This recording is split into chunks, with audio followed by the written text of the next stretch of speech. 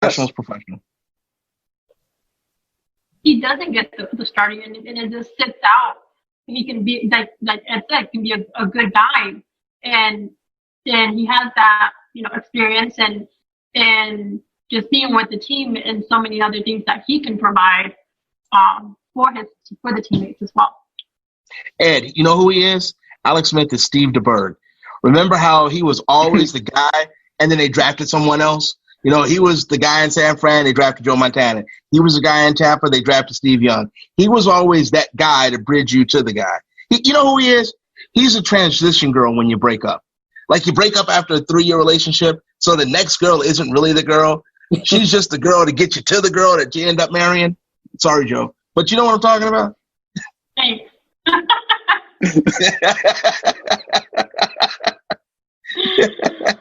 But I was going to say too, like it can be an in between for Alex, even if it's even if he doesn't end up with Washington, but just to get himself back to full, just ramping up and getting back to full activity, full football, and to get to playing a full football season, whether that's with the Washington football team or any other team that in the future. Right. And I don't even think Ron Rivera would really want to push him along. Obviously we want to kind of see where Alex is physically and mentally and spiritually once he gets back and once the Washington football team gets to training camp. What is he going to be like? How is Alex going to feel physically, and how will Ron Rivera gauge him and see where he is in his progression? Because again, he was just cleared. I'm sure he's not going to just let Alex Smith go out there, number 11, go out there and just run around without some kind of supervision and some kind of guidance to kind of guide Alex Smith along, even though Alex is, this is a $16 million man, but still you've got to be able to bring him along slowly, and you don't want to risk any further injury to Mr. Smith. Yes, indeed. We want to see him come back fully. I want to see him go out there on that field and throw that ball again. Take time, but one step closer. Paul, is he better than Mitchell Trubisky? See, there you go again. You said it 3 times. Well, but that's me saying, okay, he's my quarterback. I can insult him. You can't go out around insulting my quarterback. I asked you a question. I didn't make a statement. But that was very rhetorical, and it was looking for a response that would be a negative thing towards this team. See, the way you said it was very, you know what? No, it was a journalistic question. Romero, was it not a journalistic question? I thought it was a fair question. I mean, you know what? Very disrespectful. Very disrespectful.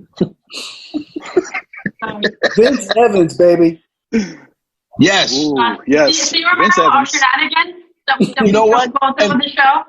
And Vince Evans got jobbed out by, I have no animosity towards Jim McMahon, but that racist jackass Coach Ditka didn't give Vince a chance at all. Oops, did I just call Ditka a racist? My bad. That's okay. I feel real bad about that. I want to ask Romero a question. The Washington football team, that's what they decided to go with. I want to get your thoughts and your opinion on the name and what's probably something that we can see as their name in the future, possibilities. I want to get your thoughts. Well, first of all, I like that they kept the colors. The colors are fantastic. Burgundy and yellow. It looks great. Burgundy and gold. Absolutely. And I love that Ron Rivera's there. I think it's kind of unfair that they make him the guy, the face of the franchise, and he has to be out there explaining everything and, being the front guy. That being said, not many other guys you'd rather have in that spot. He's he's a very strong-minded, strong-willed guy, and he is the right coach for that team. As far as the name, it was time. It was time. This is the climate in which we live. These are the times in society, and people have been fighting for that name change for a long, long, long time. It was time to give them their proper respect and honor their wishes. It's too bad that it took this giant movement of changing times and the protest movement and Black Lives Matter. It's too bad that it took that for this to happen, because it should have happened before. But nevertheless, it did happen, and somebody finally got it right, and they're going to change the name of that team. And I like the fact that they're kind of taking it slow. They're being very cautious and cognizant of what they need to do to pick the right name. You got to honor the people who built Washington, D.C. And those are black people, slaves. Those are the people, is on their backs that the city was built. So let's honor them somehow. Find a way. That's your third liberal thing that you've thrown out there. We don't talk about this country being built on the backs of slaves. We don't want that. You know what? Damn it, it's a hoax. I can't even keep my face straight with that one.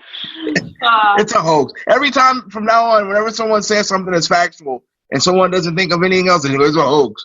The whole thing is a hoax. Everything is a hoax. Romero, you're 100% correct, and that's why I said red tails.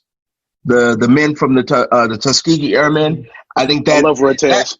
That way you don't get the America people talking about something else, because it's all about the military then. So let's see them fight that one. When you go, well, what about the red tails, Tuskegee Airmen that fought during the war?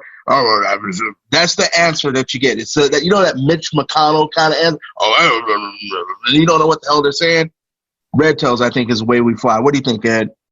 I do. Working for the Redskins that year, I know the Redskins are big on the military back there. They had the Redskins Salute program, which I'm sure they still have going on right now. I know they love the military. They do everything they can to support the military. At every practice, every training camp practice, or every game, I know we had military out there all the time, just honoring them and supporting them. So I agree, Paul. Red tails will be great. But Jose, to your point, I do like the fact that they're taking their time and they're not really going to rush this, because it takes a process. It takes everything with copywriting and everything, and it's so many things that go behind changing a name, and you just can't do that in 2 weeks' time. I like the fact that they're just going to keep it, the Washington football team, which is great, keeping the burgundy and gold, and I like the new look of the uniforms and everything. But red tails would be great if that's what they decide to do. I know Daniel Snyder had the patent on Warriors. And I know Doc Walker, one of my former colleagues, he likes the Washington Warriors. So it'll just be interesting to see what Daniel Snyder and the Washington football team decides to do. But red tails will be cool. Agree. 100%.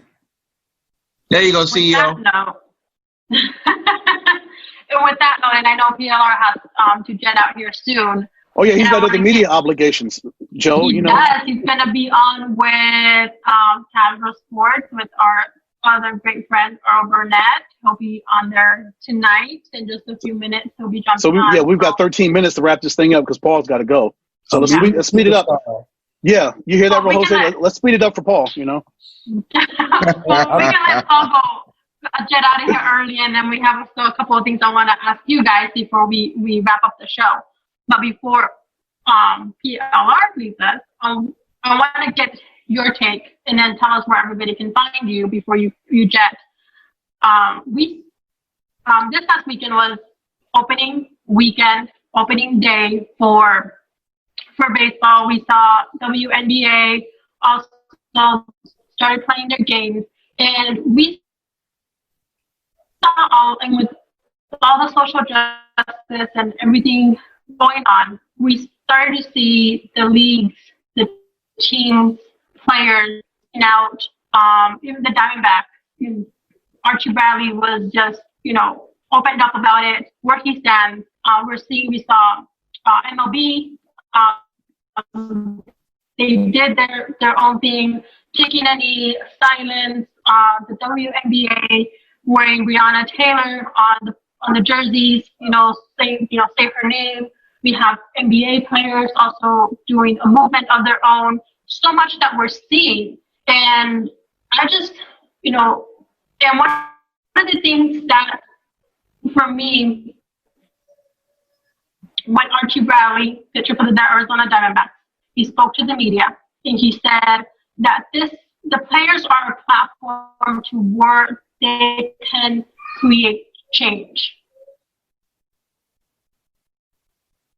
So that spoke loud for many. And if you haven't seen the video, it's up on our Instagram. Go check it out. It'll be on our website as well this week, so everybody can take a look at it. But we're just seeing more and more being voiced regarding this issue, and seeing that how exponential it was with the sports this weekend. How much more change we're going to be seeing. PLR. Okay, so a couple of different things. One, just touching on Archie first. I thought the way Archie had a quote, and I don't want to mess the quote up, but I was trying to find it exactly. But he was talking about the simplicity of BLM, and he said maybe he's too simplistic with it, and I'm paraphrasing, but it isn't about a specific political party, isn't about a specific anything other than the fact that he wanted to see fairness treated to the Black community, that there are issues, there is systemic problems, and someone needs to step up and say that. So in regards to Archie, I think that was cool that he said it like that. Now, backing up a little bit, the WNBA is taking a very forward stance on a lot of the things that they're doing. Baseball has messages on their behind the pitchers mound. Obviously, the WNBA and the NBA, their court, like when the game is going down the court, you see Black Lives Matter right there. So everyone is making a push for social justice to see what exactly, so people can see exactly what is happening. Now, there are those people out there that, I got into a discussion with someone that I thought I knew. And the good thing about social media, people you thought you actually find out that you don't know with some of the stuff that they say. But they had a post that said, COVID took sports away and Black Lives Matter took away the fans. And I thought that was probably one of the most asinine things that I've seen. And I called him on that. I said, wait a second. Ratings were up for the Yankees. It was the best rated game, opening day game in years. If anyone has just a basic level of common sense, TV ratings are definitely going to be up because you can't go to the game. So ratings are going to be up, which means advertisers are going to get their fill, and the leagues are going to get their fill because people are seeing the advertising. And his comeback was a bunch of jibber jabber, and then it ended with, when did I ever say fans? And it's like, your post said the fans. So I will repeat this very easily for even people that went to the school down in Tucson to understand. Black Lives Matters is real.